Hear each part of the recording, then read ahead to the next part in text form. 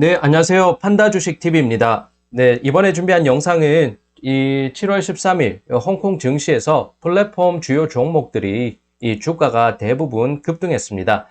여기에 어떤 재료가 영향을 끼쳤는지 한번 살펴볼 것이고요. 그리고 BAT, 그러니까 바이두, 알리바바, 텐센트 관련해서 최근 어떤 단신이 있는지 한번 추가적으로 붙여보겠습니다. 네, 구독과 좋아요는요, 제가 영상을 제작하는데 모두 다 큰 힘이 됩니다. 네, 이날 13일 홍콩 증시에서 주요 플랫폼 기업들 주가 흐름을 등락을 한번 보면요. 우선 거래액 순으로 이렇게 순위를 매겼고 이 주요 플랫폼 업체만 추려봤습니다. 텐센트, 메이투안, 알리바바, 샤오미, 콰이쇼, 징동그룹, 빌리빌리, 바이두, 넷이즈 등이 있는데요. 많이 오른 종목은 콰이쇼가 5%대 급등했고 그 다음에 알리바바도 거의 4%, 텐센트 역시 3%, 4%, 그렇게 4%에 가까운 급등을 나타냈습니다.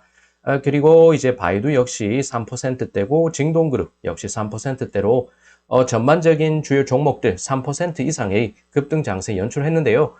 이 내용을 보게 되면 최근에 중국인민은행이 지준율을 인하하면서 이 장기 유동성의 공급에 대한 시장 내 기대감이 나오고 있습니다. 그러면서 중화권 증시 분위기를 개선하는 투자 심리를 조금 회복해 주는 영향을 끼쳤고요. 그 다음에 오늘 시장에 주요하게 작용을 했던 뉴스는 이 텐센트가 소고라는 이 입력기 부문의 중국 1위가 되겠습니다. 이 업체의 인수안을 이 중국의 시장 감독 당국에서 무조건 승인한다는 그런 소식이 나왔습니다. 그 부분이 규제 강화에 대한 우려를 조금 덜면서요. 주요 플랫폼 종목들이 주가가 대거 급등한 것으로 해석이 됩니다. 그러면서 의문이 되는 건 그동안 했던 반독점 규제 강화는 무엇이란 말인가 라는 의문이 들었고요. 어쨌든 코에 걸면 코걸이, 귀에 걸면 귀걸이, 중국 당국 마음대로라는 것을 한켠에서나마 실감해 볼 수 있는 뉴스였습니다. 그렇지만 감독 당국의 이 플랫폼 기업에 대한 규제 부분은 여전히 현재 진행형이라는 사실 생각을 하면서 신중하게 한번 장을 지속해서 봐야 되겠다.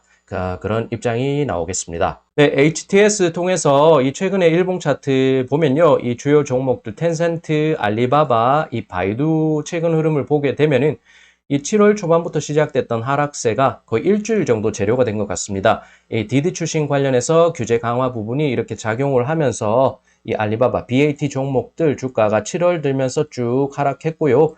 최근 상거래일 보면은 그래도 어느 정도 반등하려는 시도를 나타내고 있다는 점이 이 세 개 종목들의 특징입니다. 그리고 디디 출신과 조금 성격적으로 비슷한 이 플랫폼 업체인 콰이쇼는요, 계속 지속적으로 하향을 하다가 이날 급등을 하면서 그렇지만 윗꼬리가 길게 달리면서 전반적으로 반등은 했지만 뭔가 분위기, 에너지는 강하지 않았던 점을 확인할 수 있겠습니다. 그래서 텐센트, 바이두, 알리바바, 콰이쇼 등 주요 플랫폼 업체의 급등 장세로 이날 13일 홍콩 왕장을 마무리했습니다. 디디 출신발 플랫폼의 주요 업체들 주가 급락과 함께요. 그런 흐름이 나왔다가 이 중국 유동성 확대에 대한 기대감, 이 중국 인민은행에서 지준율 0.5% 인하한다는 소식이 나오면서 유동성 확대 기대감 나타났고 그 다음에 텐센트 규제 완화 움직임이 이렇게 이날 장에서 감지가 됐습니다. 그러면서 저가 매수세 유입했고요. 그러면서 주요 종목들 주가가 급등했다는 흐름 한번 볼 수 있겠습니다. 이번에 디디 출신 재료가 일주일 재료로 소화가 될지 아니면 규제 강화 리스크가 지속될지는 이번 주 주가 흐름을 한번 지속적으로 트래킹을 하면서 보면은 어느 정도 가닥이 잡힐 것 같습니다. 네, 이날 중화권 증시에서 주목을 끌었던 기사는 이것이었습니다. 시장监管总局无条件批准腾讯收购라고 해서요. 이 중국의 시장 감독 관리 총국에서 이 텐센트의 소고라는 이 검색 엔진 강자이자 이 중국 내 시장에서 입력기 1위를 기록하고 있는 이 소고라는 이 업체 인수를 무조건적으로 비준했다는 소식이 나왔습니다. 이 소식이 이 플랫폼 기업들 주가 급등에 상당히 호재가 됐다는 이런 평가가 분석이 나왔고요. 관련 표에 따르면 이 17번 표시된 것에 이 텐센트가 소고 인수하는 것에 대해서 비중 관련한 내용이 이렇게 소개되어 있었습니다. 그리고 여기는 다른 업체들의 그런 인수 관련한 이 승인 이제 표가 될 것이고요. 7월 12일자로 해서 이날 13일 날 관련된 소식이 나왔다는 점 확인할 수가 있습니다. 네, 주요 내용을 한번 빠르게 보면요. 이 13일 텐센트 홀딩스의 소고 인수를 무조건적으로 비준한다는 소식이 나왔습니다. 관련 사항에 대해서 소고 이 회사 측에서는 답변이 없었고요. 이 왕샤오찬 이 소고의 CEO도 명확한 답변을 내놓지 않았습니다. 10일 보면은 10일에는 시장감독관리총국에서 어떤 관련한 법에 의거해서 후야와 도우이라는 이 두 개 업체의 합병을 금지한다고 밝혔는데요. 이 두 개 업체도 텐센트와 연관이 있습니다. 게임 시장 내 텐센트의 독점에 대한 감독 강화를 강화하겠다. 이 감독 강화에 대한 부분을 드러낸 바가 있었습니다. 이렇게 보면 텐센트 소고 인수안을 무조건적으로 승인하고 이렇게 비준을 한 것 보면 감독 당국이 조금은 완화적인 입장을 취한 것으로 보인다는 시장 내 평가입니다. 업계 관계자는 이 소고 입력기 현 상황이 독점 지위에 도달하지 않았기 때문이라고 설명을 했습니다. 영미권의 주요 경제 매체인 마켓워치는 이 후야와 도우이 게임 스트리밍 업체 간의 그 합병을 이 중국 감독 당국이 중지했다고 전한 바 있었는데요. 이 며칠 사이에 이 중국 감독 당국의 규제 부분에서 조금 엇갈린 행보가 나타나는 부분을 한번 생각해 볼 필요가 있겠습니다. 다르게 말하면 코에 걸면 코걸이, 귀에 걸면 귀걸이가 될 수 있다는 말이고요. 구체적으로 이렇게 규정을 내놓는 방안을 나누는 이 표준 제정안이 있는 것인지 한번 생각을 해봐야 되겠습니다. 네, 내용을 좀 더 구체적으로 또 보게 되면요. 이 주목할 사실은 이 사안에 대해서 텐센트는 50만 위안의 약식 벌금 처분 최근에 받은 바 있습니다. 지난 2013년 9월 16일 했을 때 텐센트는 이 당일날 소고 지분을 36.5% 이렇게 획득을 하고요. 이 공동 경영 체제를 마련한 바가 있습니다. 중국의 반독점법에 따르면 이 경영자 집중이라는 부분에 관련해서 기업은 중국 정부격인 중국 국무원의 이 관련 기관인 이 반독점 집행기관에 보고를 해야 하는 의무가 있다고 소개되어 있습니다. 보고가 없다면 이 경영자 집중이라는 부분은 불가능한 것인데 텐센트는 그런 보고를 하지 않았다는 내용이고요. 다만 경영자 집중이 경쟁 효과를 배제하거나 제한하지 않았기 때문에 실질적으로 이 반독점법 위반은 하지 않았다고 해석을 했습니다. 이에 따라서 보고하지 않았다는 명목으로 해서 이 약식의 50만 위안 이 벌금 행정 처분을 받았던 것이 이 최근 플랫폼 기업들 규제 강화의 주된 포인트가 되겠습니다. 네, 관련된 이 내용에 대해서 중국 언론의 다수 매체들이 시장감독총국의 텐센트 소고 인수 무조건 승인 부분을 집중적으로 다루고 있었습니다. 이 중국 당국이 플랫폼 경제 활성화, 중국 경제 발전이라는 대의하에서 이 관련된 사안을 눈감아 줬다고 하면요. 이렇게 하면서 이러한 관행이 만연한 가운데 주요 플랫폼 업체들이 시장 내 점유율을 대폭 확보하면서 독과점 문제가 이 중국 내 확대되는 상황이긴 했습니다.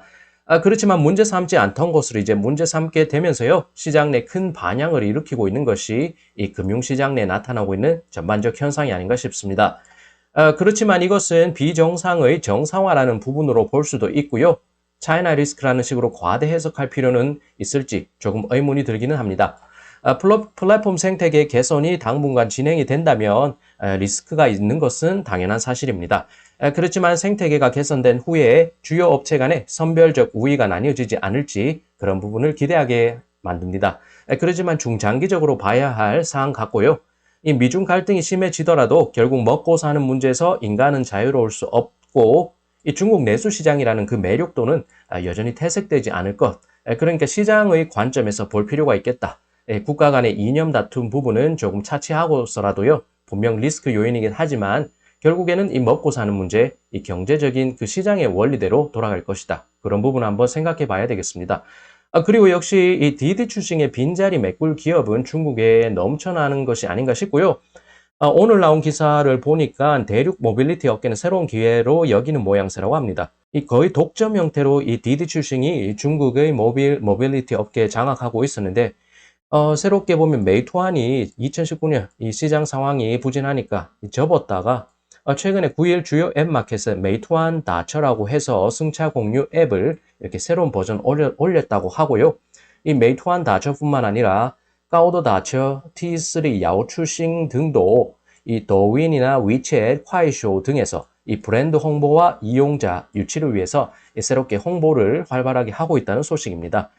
생태계 장악했던 이 황소개구리 물러나면은 생태계에 또 다른 이 포식자가 나타날 수 있고 이 치열한 경쟁이 나타나는 가운데 이 밥그릇 싸움이 진행될 것으로 해석이 됩니다. 네, 또 하나 볼만한 것은 역시 거시경제 측면에서 볼 아주 중요한 것이 되겠습니다. 어쨌든 유동성, liquidity, 유동성이 들어와야지 증시가 살아나는 것이니까요. 최근에 중화권 증시에 호재가 됐던 것은 이 중국 인민은행, 중국의 통화정책 당국인 인민은행이 이 발표했던 지준율 0.5%포인트 인하 관련한 소식이었습니다. 이에 따라서 풀리는 장기 유동성이 얼추 1조 위안에서 우리 돈 170조 이상 되는 수준이고요. UBS에서는 앞으로 이 중국의 기준금리 인하가 나올 수도 있다고 분석, 이 전망을 내놨습니다. 지준율 인하로 유동성이 시장에 들어오는 결과로 인해서 이 홍콩 증시가 항생지수 28,400포인트 돌파할 것으로도 기대된다는 그런 시장 내 분석도 제기됐습니다. 네, 이 페이지부터는 텐센트, 바이두, 알리바바 이 주요 종목들 3개 이 단신들을 한번 빠르게 체크해 보겠습니다. 우선 텐센트 관련된 소식 보면요.